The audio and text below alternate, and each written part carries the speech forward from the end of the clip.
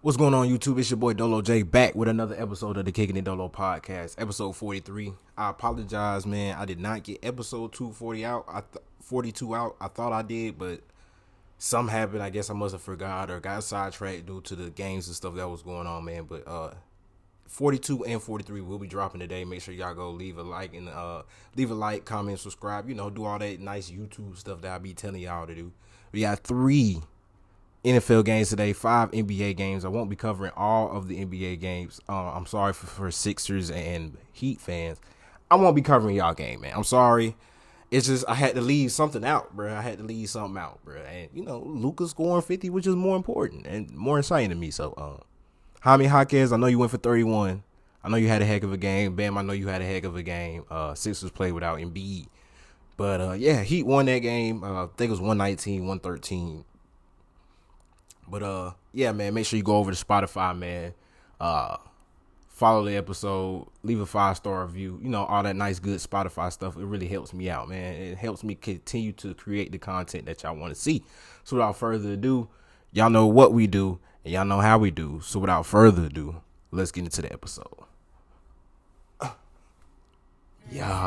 I can see the whole world sitting in my hand, amazing views. We finna break the rules, and we gon' make them too. I can't fall asleep, I gotta stand tall, that's what a leader do. Follow me, I'm leading you.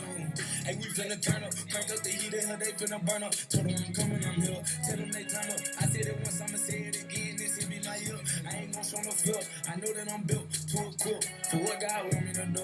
I'm number one out the two, it don't know where I'ma lose. Yeah.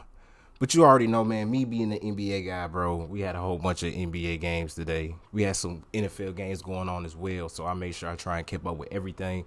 Like I said, I didn't watch the 76ers and I didn't watch the Heat game, so y'all left out. But let's go ahead and go to the NBA games. I'm going to do all the NBA games first, and then I'm going to do the NFL. Y'all know how we get down on the channel, man. But first game, Knicks get their revenge on the Bucks, 129-112. Brunson had a heck of a game, 38 points, 4 rebounds, 6 assists. Randall had 24 points, 9 rebounds. Barrett had 21 points, 6 rebounds. And Emmanuel quickly off the bench had 20 points. All right, Dame went for 32 points, 8 assists. Giannis had 32 points, 13 rebounds, 6 assists. And Middleton, he had 24 points and 6 assists. This was basically the complete opposite of the game they played on Christmas Eve. That's what I call the day before Christmas Eve. I call it Christmas Eve. I did talk about it on my last video, so you know, make sure you go watch that and see how the Bucks ended up beating the Knicks. But the Knicks came back. Brunson, he went off in that game. I think he went for 41. Now this game, him and RJ Barrett stepped up to the plate. I really like what they was doing. Brunson really didn't even do a lot of damage from the 3-point line. I think he only hit 1 3 this whole game, but he was just getting to the rim. You know what I'm saying? And the Bucks are a team that really does not defend well against point guards. I think they're the team.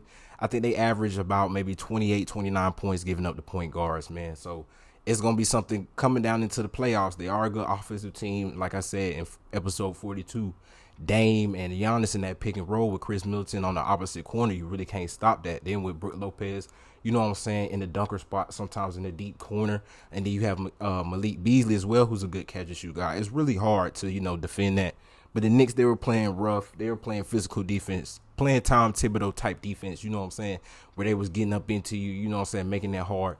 Now, Dame, he went off in the second half, but in the first quarter, Dame really didn't really get it going like that. Now, he had like 12 before halftime, if I'm not mistaken, maybe even 14. But the Knicks, this game, they were just hell-bent on, you know what I'm saying, not letting it go how last game went. Now, the Bucks, they did make it kind of competitive towards the end of the game, pulling in close. But the Knicks, man, with Emmanuel quickly leading that second unit, him, Josh Hart, man, I really like them two guys that they got coming off the bench. Isaiah Hartenstein, you know, has been thrusted to the starting role, given the fact of Mitchell Robinson is out for the season with an ankle injury. Jericho Sims, I believe, is going to be out for at least another 1 to 2 weeks. So that's who the Knicks were starting.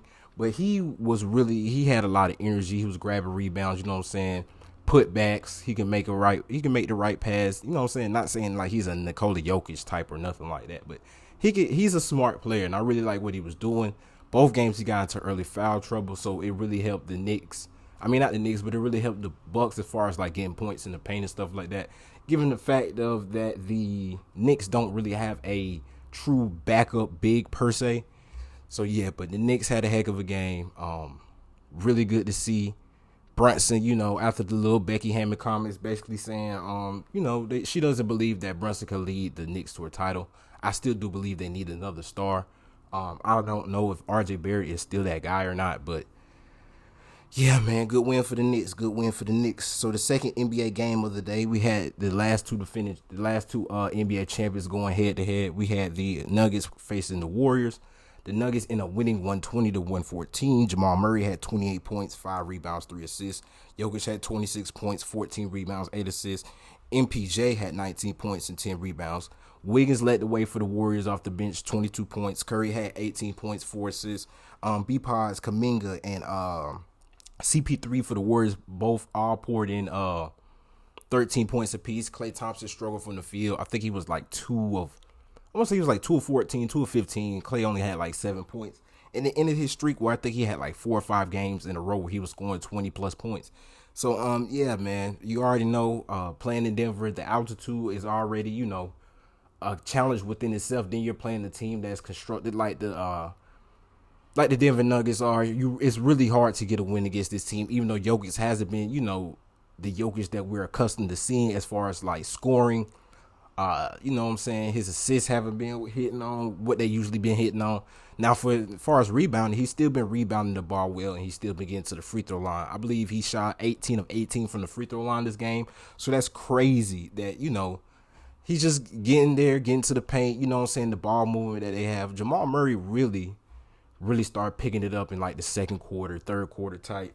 I really like what he was doing. Michael Porter Jr. off the gate, off the tip off, Michael Porter Jr. was ready to just let the ball fly. Aaron Gordon still needs a little bit to be desired as far as his 3-point shot.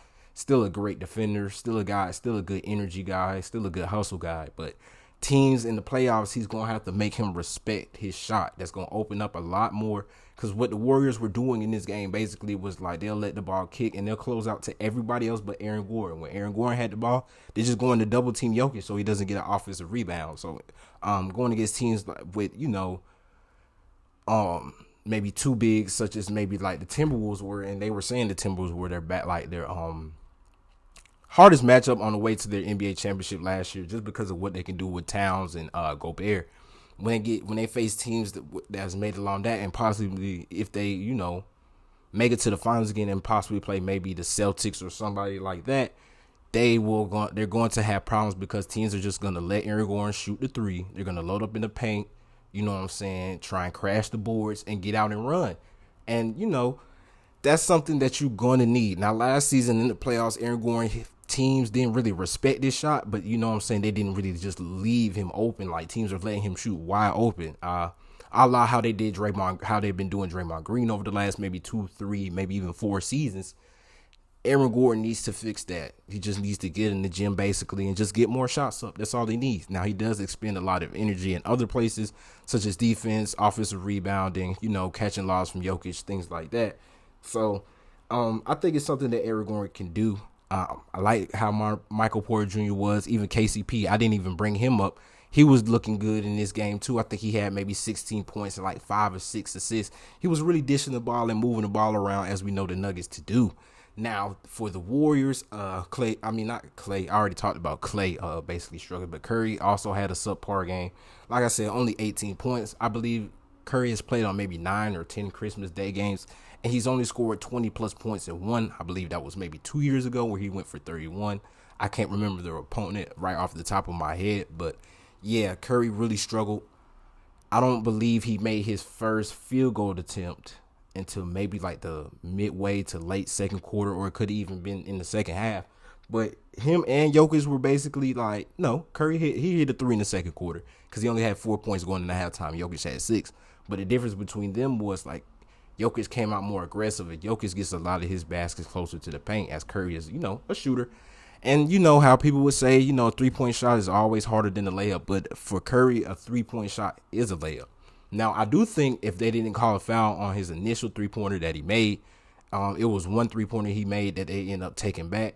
And that would have been his first basket, but he ended up going on to, shoot a little free throw so to get on the scoreboard. But the Warriors, man, I like what they got with B-Pods. I like Kuminga. the Warriors won the 9 Jokic minutes. Excuse me. The Nuggets were basically like they were with Jokic in the game. You already know plus and minus. If you're really into that, you already know they were minus with Jokic is off the floor, and that's something that they really need to work on as far as like when it comes to the playoffs.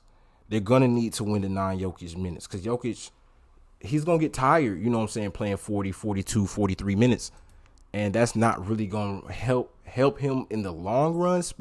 But if they could do like they did last year and get the series out the way quickly, then that won't be much of a problem. But yeah, back to the Warriors. Like I was saying before I got sidetracked, they won the Jokic minutes. Chris Paul, I really like him with that second unit. He's giving Wiggins more, energy and stuff like that. Him with Moody and Sarge and was it Tracy Jackson Davis? I really like the energy and the confidence that he's trying to instill off the guys off the bench. And it was a little sound bite during the game. I think he was talking to Wiggins. He was like, "Hey, you want the ball? Just let me know. Like, you know what I'm saying? We need you to get you going." And they need Wiggins to get back going. They need Wiggins to be what Wiggins was when they won the championship. Of course, they don't have the player to fill the Jordan Poole type role, which is going to hurt them a lot. I like what B-Pos is doing. He's a guy who can, play alongside Steph Curry. An energy guy, a tough defender. You know what I'm saying? He can hit the outside shot a little bit. Who can play make a little bit. And I really just like his aggressiveness. Not necessarily aggressiveness as far as like trying to score, but his aggressiveness like going for the ball, steal, offensive rebound, defensive rebound. You know what I'm saying? Making it harder for the offensive players to get into what they want to do. And they did have him on Jamal Murray a lot. I like that matchup. But the Warriors, man, looking a little scary. Now, the third game we're going to talk about, maybe the most anticipated game of the day, in my opinion, was basically the Celtics versus the Lakers. Celtics ended up picking up a victory, 126-115. Porzingis led the way for the C's. He had 28 points, 11 rebounds. Tatum had 25, 8, and 7. Jaylen Brown had 19 points. Derek White had 18 points and 11 assists. Drew Holiday had 18, 7, and 7. Great game for the Celtics. All-around team game. The Lakers, it was really just AD and, like, nobody else really showed up to me, in my opinion. AD had 40 points, 13 rebounds, 4 assists. Taurean Prince had 17 points. Bron had 16, 9, and 8. Reeves had 11 points and 6 rebounds off the bench. And Rui also had 12 points coming off the bench. Now, this game really was a back-and-forth game, even though the Celtics were, like, they were hitting their shots, bro. And it's just like they couldn't make no mistakes. And the Lakers were in the game. It's just the Celtics kept capitalizing off the Lakers' turnovers, whether it be a missed shot or a bad pass or something like that that took a lot of points off the Lakers. It really was just AD. Like, it was like nobody else could get going. Reeves, Reeves is usually good for about a good 17, 18 points off the bench. They moved D'Angelo Russell to the bench, which take away a little bit more of offensive for some more defensive. And the thing that the Lakers have struggled this season with, because I believe they're 2-6 or 2-7 since they won the play-in tournament, but what they're struggling with is to find a team that has balanced defense and offense. When they had Reeves, Russell, Bron, Prince, and Davison, it was more of an offensive lineup. Now they're trying to start Bron, Prince, Reddish, Vanderbilt, and Davis, which is more of a defensive lineup. Just with them other four right there. Not saying that Bron cannot still play defense, because he still had him a little chase down block on Christmas, even at age 38. But it's just they have to find a balance of offense and defense when it comes to their starting five, and that's something they're really struggling with. Taurean Prince is probably their best guy as far. Him and Davis are probably their best two-way players, like, because I think Vanderbilt and Reddish can, he can get hot, but Reddish is more of a defensive type of guy. Jared Vanderbilt is just straight defense. Like, I ain't gonna say he ain't got like straight defense, bro. Like, it's nothing I can really say to that. Like, I want to make a joke, but it's just like, I ain't gonna jab the man like that. I ain't gonna say what everybody else be saying. You know what I'm saying? But they just got to be better. As far as other than being like a lob threat, Jared Vanderbilt, you're not gonna. It's been times where I've seen teams just let him shoot. And when the ball in there, they're just saying hell no. Like come on, bro. Like come on, bro. Come on. If you want to get Bron back to the promised land, man, you gonna have to hit that, bro. 3-and-D guys, bro. And they got their three playmakers. They got Bron, Russell, and Reeves. They have their three playmakers already. You got to be serviceable on offense. It can't be 4-on-5 on offense. And Jan Vanderbilt is an extremely, extremely good defender. Made it tough for Tatum. Tatum hit some crazy shots. Like it was one shot he hit on Cam Reddish. I think it was like a step back three where he just, and you know what I'm saying? Like, yeah, man. But the Lakers, they're gonna have to find something. I don't know if they're gonna make more trades. I know they're saying, Russell and they're trying to say Russell might leave and, possibly Rui. I like Rui, though. You know what I'm saying? I think they need to keep Rui. He's a guy who can kind of play both ends. He's going to give his best effort. But he, like I said, he like Bobby Portis. When he come off that bitch, he looking to put that ball in that rim. Like, he'll pass out occasionally and stuff like that. But he looking to put that ball in that rim, man. For sure. He's definitely, like, I'm putting the ball in the rim, that's it. Like, and I'm going to play a little bit of defense, but I like Rui, though. I like Rui. The versatile four, a guy that can also, play alongside AD or whatever big. And who can also possibly, I wouldn't really play Rui at the 3. I don't think he's fast enough to keep up with the 3s, but he's definitely strong enough to keep up with the 4s. And he's aggressive. I just like his game. But back to the Celtics, though. All-around team game. It was a little scare where Braun and Brown collided, in the second quarter, I believe, where they kind of like bumped each other and they both kind of got a little banged up a little bit, a little nicked, but nothing crazy. But the all-around game from the Celtics, like Derek White's defense, Porzingis' defense, Drew Holiday was checking Braun. It was even a thing where they had Tatum on Anthony Davis. That was kind of interesting to me. Not saying that Tatum can't hold his own, but like, that should be Anthony Davis all day. All day. You were 7 feet. Tatum is like 6'8", bro. And that's, like I said, not saying that Tatum is not a good defender, but come on, bro. It's AD we talking about, bro. AD, like, that should have been food, bro. That should have been food. And then they just let Porzingis, he played Vanderbilt. And Vanderbilt, he's not going to stand in the paint because that's where Anthony Davis mostly operates. You know what I'm saying? From like the elbow down. Now, Anthony Davis did hit a couple threes this game. I want to say he hit maybe like 2 or 3 threes. And that's what Darvingham wanted him to do, shoot 6. But AD, he's just not going to shoot 6. You might get a game where he shoots 4, maybe 5. But as far as that's concerned, 6 a game, Darv, nah, you're not getting that. But like I said, back to the Celtics. They were just having Porzingis roam around the paint because he was on Vanderbilt. Vanderbilt is basically not an offensive threat. Like, he is no threat offensive if he's not catching the ball off a lob or, going up with a putback or something. And that's just me being, like, brutally honest with that. And I'm not trying to shun bro or talk about bro or nothing like that. I'm just saying the obvious, man. But good win for the Celtics. Good win for the Celtics. The Lakers need to do something, man. They keep flipping lineups. Like, they got to find a lineup and stick with it. Like, you can't go 3 games with this lineup, then 4 games with this lineup, then 5 games with this lineup, because you asking a guy to do 3-4 different roles within the season, and it's just, it's hard for guys to get their momentum that way. Now we're going to talk about the very last NBA game. Then we're going to get to the 3 NFL games. I recently just watched this game this morning, the Mavericks versus the Suns. Mavericks end up beating the Suns 128-114. Luka goes for a 50 ball. 50 burger, 50.6 rebounds, and 15 assists. Make sure y'all comment down Daddy Doncic Santa, man. Or Luka Claus or something like that. Because he was giving the Suns buckets and he was giving his teammates, open passes and good passes and just easy opportunities, man. But Luka had 56 and 15. Derrick Jones Jr. had 23. Derek Lively came back, one of my favorite young centers in the league. I really like the energy he plays with.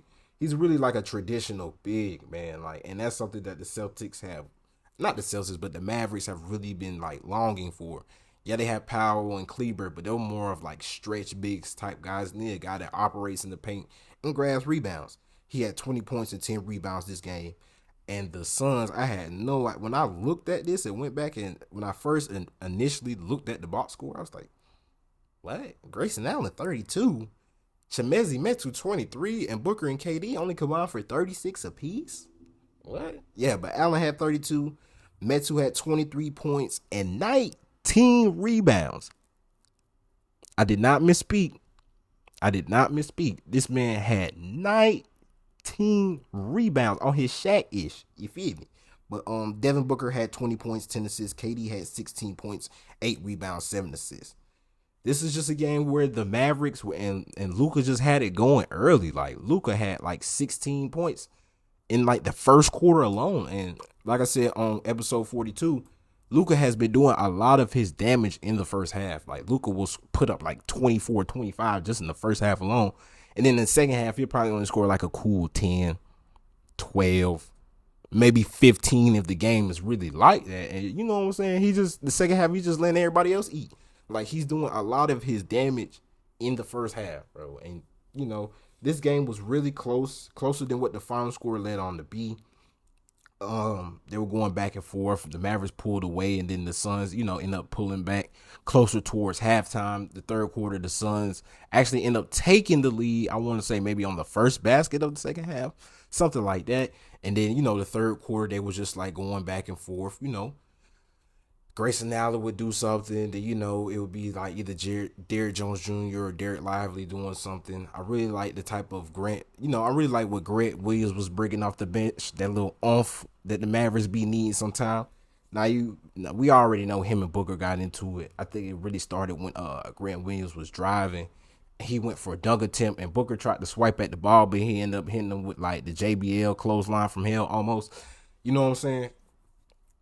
I'm just playing, y'all. I'm just playing. It wasn't vicious like that. But the Suns, man, I don't know what they're going to do. The big three has only played 24 minutes together. They've been dropping their last I think they lost their last 3, maybe 4 games. It started with the Portland game, and that Portland game where they should have just decisively handled them, and they let them boys come back and win the game was something they should not have done. The Kings game wasn't really too good for them either. I think it was the Kings they last played, or the team they played before they played today. They just they didn't show up. They didn't show to, I think it was the Kings, and it was like a little blowout victory. Yeah, that's, I don't know what the Suns are going to do. They really don't have the assets to move somebody to get the necessary help that they need, because they need guys that come off the bench. And that's what a lot of people were saying at the beginning of the season, before the season started. Now, as the season has been going on, the Suns have been showing, the bench at least has been showing a little bit more, but we still have a lot to be desired from as far as the big three. They still don't have a lot of playing time together. They still have not played a complete. They've only played possibly maybe a quarter. Maybe they just played a little bit over like 2 quarters together. Like, that's it. They don't even have a complete game together yet. So it's really going to be hard for guys to find their rhythm, find their role, what to do in what situation when the game is like, you know what I'm saying, when they're down 15, up 15, where it's a 1-possession game, 2-possession game. You need times like that, and the regular season is the perfect time for the Suns to test that out and try and be battle-tested for the playoffs. But it's obvious they need to make some more moves. I like the Devin Booker at point guard thing. I think that should stay. I think Booker should start at the 1. Then, you know what I'm saying, you could keep Beal at the 2. I guess you would start Grayson Allen at the 3, KD at the 4. No Nurkic for the last 2 games dealing with some personal things. I just want to say, Nurkic, whatever you're going through, bro, I hope you come back. You're a vital piece to this team, and when you're on the floor, this team plays a whole heck of a lot better. But the Mavericks, man, Luka, since he become a father, though, bro, I didn't even know he was, expecting a child. I think his daughter's name is Gabriella. But that boy has been balling. Trae Young, too. I think he had a daughter as well, if I'm not mistaken. Or he could have had a son. I don't know. I don't really try and look into it that much. But at the same time, man, them boys been balling. I think them boys each been averaging at least 30 points per game and about 10 assists since they had their kids. So shout out to the new fathers in the NBA, man. Y'all boys keep balling. So now we're going to go to the NFL portion of the episode, man. And if you made it this far, comment down below. Let's see. Comment down chips or Ruffles or something. I don't know. Comment down your favorite type of chips, man, if you made it this far into the video, man. About 25 minutes in. But yeah, I'm gonna try not to spend too much time on the NFL games. But yeah, the Chiefs lose to the Raiders at home.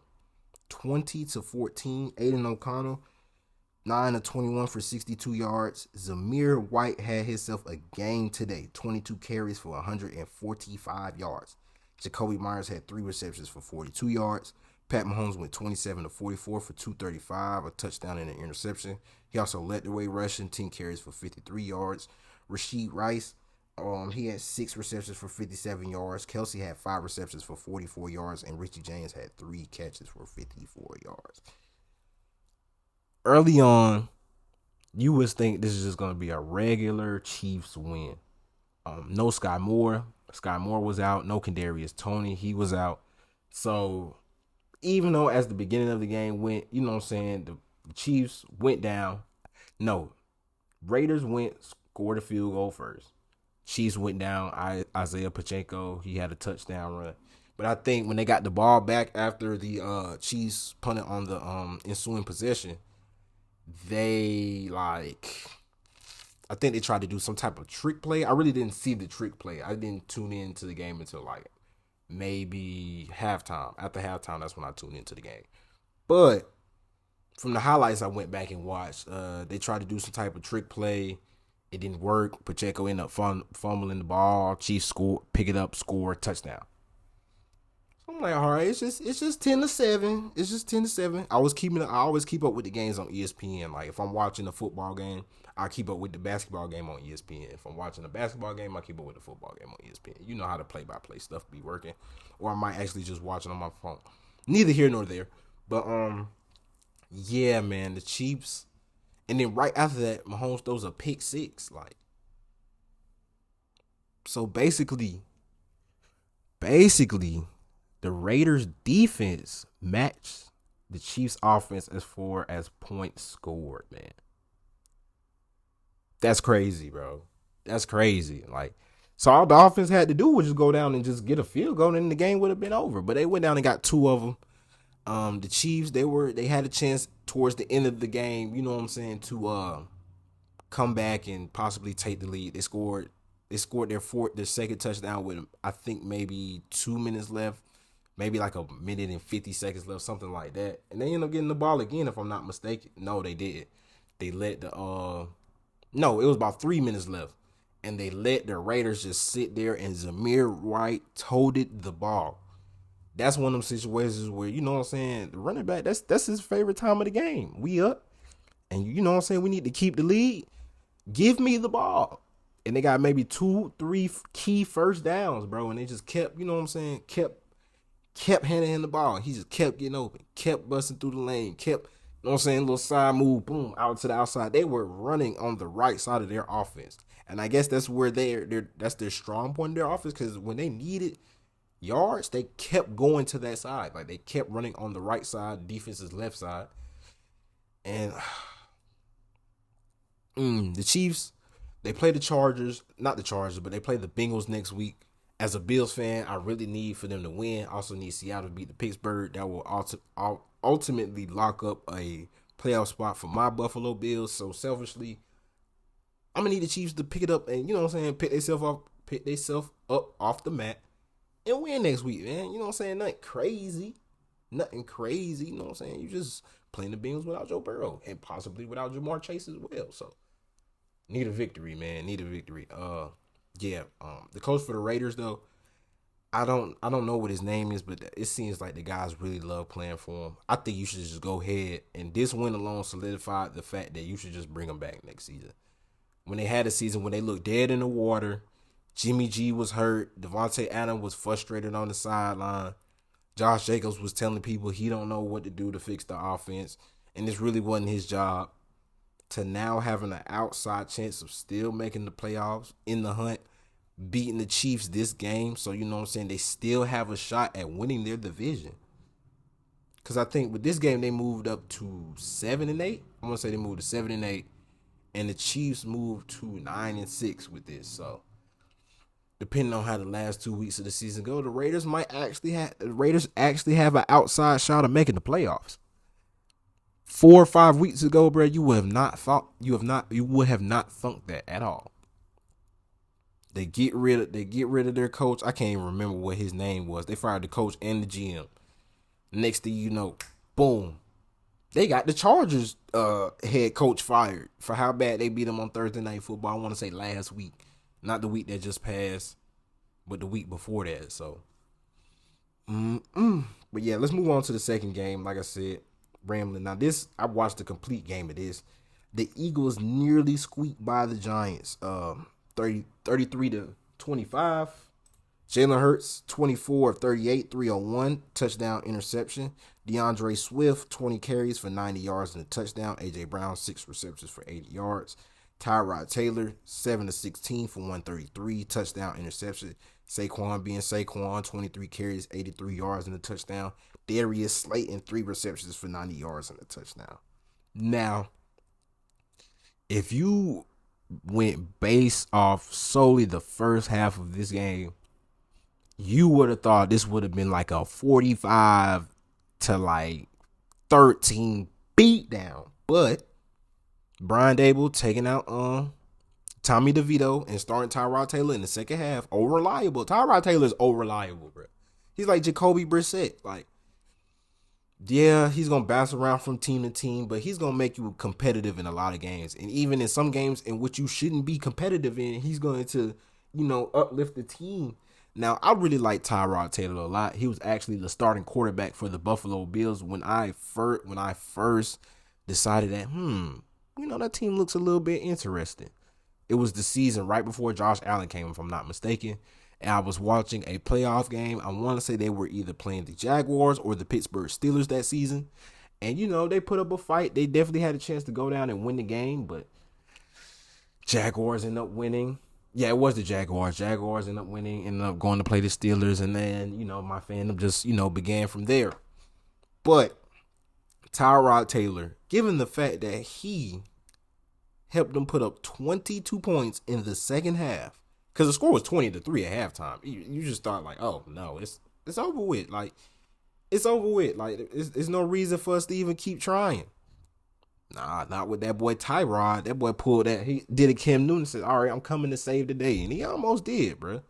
They got led down. If he doesn't throw an interception on the last play of the game, who knows how this game is, you know what I'm saying, how it's going. Saquon was doing this thing. Like I said, he had 83 yards. He had him a touchdown. Saquon is just carrying the team on his back, bro. Get my boy some help. Either get him some help or get him up out of there, bro. One of the two, because Saquon, he's wasting his prime in New York, in my opinion. Now, what team could really use Saquon? I can't really think of any teams off the top of my head. But Saquon could be utilized on a lot of different teams, bro. Like, a lot of different teams. Like, he's a very dynamic player. A two-way threat as far as the running back is concerned, who can catch the ball and who can, can run the ball. And he's a two-way threat when it comes to running the ball, because he can run with speed and finesse, or he can run with a little bit of power too. So, like, he's really the best. He's really a Swiss Army knife, bro. And he's just, the Jets they made the playoffs last season, and, Saquon had a good season, but his prime is just being wasted. Like, just let the man go, bro. Let him go to a team that can really, like, compete and contend. Like I said, off the top of my head, I can't really think of any teams that may need Saquon, but I'm pretty sure there's a few teams around the league that can really use Saquon in his services. But harping over to the Eagles, yeah, they came out with the win, but this game should not have been that close. Jalen Hurts with another turnover, and they really just, once they went up 20-3, it's just like they came out in the second half and just expected them to just roll over. And this is a divisional game. This is a game where they coming into the game. The Eagles have beat the Giants 10 straight times at home. The Giants had a lot to fight for. Playing the Grinch, kind of dampen the Eagles' hopes of, securing one of the top 4 seeds and possibly winning the division. Now the Cowboys end up losing to the Dolphins, so I'm gonna need the Ravens to do what they did, and we're gonna talk about the Ravens after I finish talking about this. I'm gonna need the Ravens to do what they did tonight next week, because I am speaking from a Buffalo Bills standpoint. I need the Dolphins to lose again so we can play on week 18 for the division, man. Cowboys, I put my trust in you. Dak, I put my trust in you. CD, I put my trust in you. Mike McCarthy, I put my trust in you, bro. You know what I'm saying? You just had to win one game, bro. One game, bro. One, bro. Come on, bro. But yeah, the Eagles, even though they are a top 4 seed, I want to say they're second in the NFC. They definitely look a little bit vulnerable. Depending on how the matchup is, they go against the right team, they could be bounced. You know what I'm saying? First round, because I think only the top seed from each conference gets a bye. Yeah, is it? Yeah, only the top team from each conference gets a bye. So the Eagles could be bounced in the wild card, bro. They don't play their cards right, bro. And they got to stop with the turnovers. Jalen Hurts has to make more sound decisions with the football. Now, this interception wasn't really too much his fault. I think it was a little out route to Dallas Goedert where he just really just slipped and got picked off, and they running back for a touchdown, man. But let's go to the last game and probably the most anticipated NFL game of the day. The two top teams in the NFL, man. The two top teams in the NFL. We had the Ravens at the 49ers. And the 49ers, wasn't really destroyed. Like, it wasn't destroyed. But you could just tell that the Ravens were coming to play and want to show everybody that maybe we're the top team in the NFL. Yeah, we hear everybody saying we the top team in the AFC, but we're the top team in the NFL, period. Beating the 49ers 33-19 on the road at 49ers. I think they were in Santa Clara. Candlestick Park, I want to say, is where the 49ers play at. I think they were at Candlestick Park. The 49ers were at home. You get what I'm trying to say. But Lamar Jackson, Action Jackson, you know what I'm saying? 23 of 35, 252, 2 touchdowns, 7 carries, 45 yards. Zay Flowers, 9 receptions for 72 yards and a touchdown. Brock Purdy, not looking too purdy. And I think the name of this episode is probably going to be Not a Purdy Christmas. Or Not a Very Purdy Christmas. 18 of 32, 255, and 4 interceptions. I said it right. 4 interceptions. Christian McCaffrey, 14 carries for 103 yards and a touchdown. Kittle, 7 receptions for 126 yards. Now, this, like I said, was the most anticipated game of the weekend as far as the NFL games were concerned. This is either it was going to be a low-scoring defensive game or it was going to be a high-scoring offensive game shootout. And I don't know what in the world the Ravens had going on, but they were ready. Minus the Lamar Jackson intentional grounding in the end zone where he gets tripped over by the ref.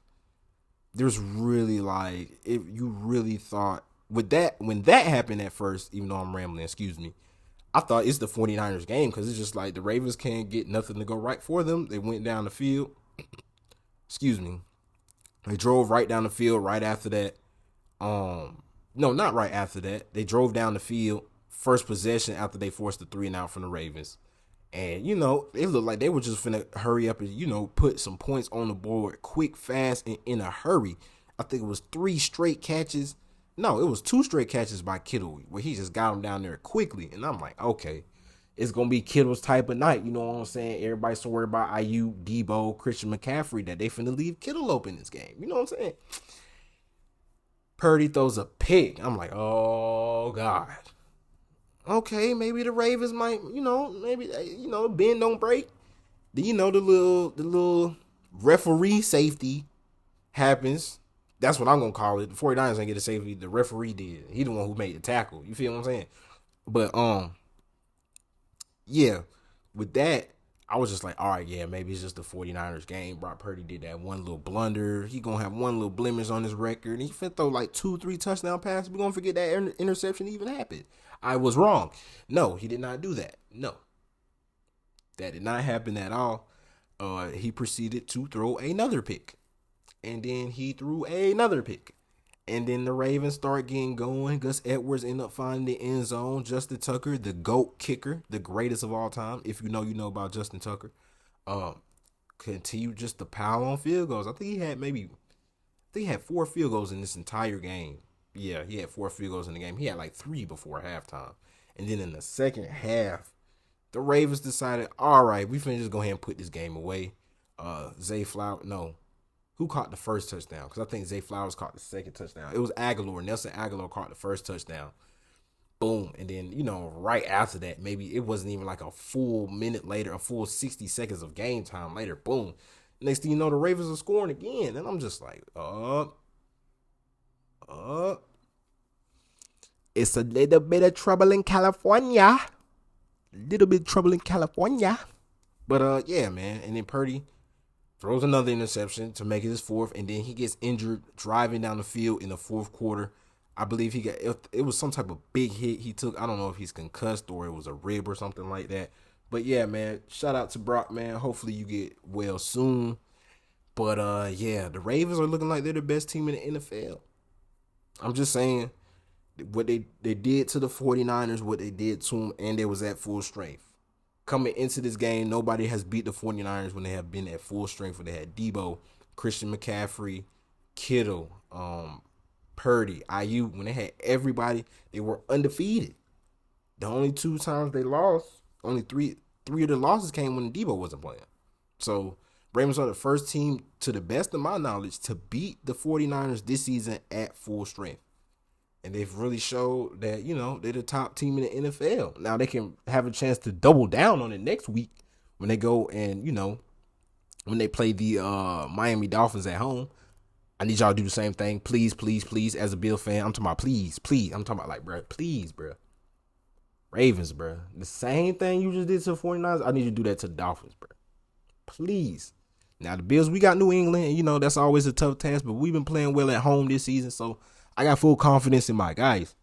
But the Ravens, as far as right now is concerned, the Ravens look like they coming out the AFC. I don't see nobody that's really that can really stop what they got going on. And this is without arguably their best pass catcher, Mark Andrews. Isaiah Likely's really been stepping up. Now, I know they say it's a possibility that, Andrews can return this season, but the way Isaiah Likely's been playing, Mark, you might can stay at the crib. You know what I'm saying? You might, we'll keep you on standby. But I really like what he's doing. Lamar's looking good from the pocket, still making plays when the plays break down and still using his feet. You know what I'm saying? He had a key run in the second quarter right before halftime that, put an extra 3 points on the board for the Ravens. So Lamar can still make them type of plays, but he's you know what I'm saying, when it comes to passing, he's starting to get a little better now. Now, one thing I didn't know is that the Ravens have the Bulldogs' old offensive coordinator. So that's going to be real interesting to see going forward, not just the rest of this season, but going on to the years ahead, however long he, decides to stay there.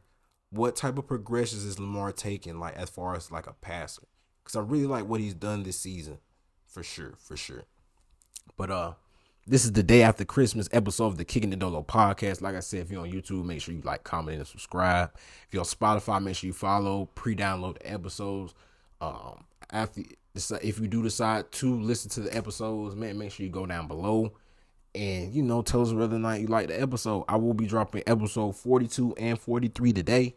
So make sure when you listen to 42, just know it happened like 3 days ago, and I'm sorry, but I recorded the video, and I'll be damned if I'm not going to put it out. You feel me? I edited and everything. I'm putting it out. So you can just act like it was 3 days ago. That's on you. But like I said, this being your boy Dolo J. Y'all know what we do, and y'all know how we do. So without further ado, I'll catch y'all next time, man. Peace.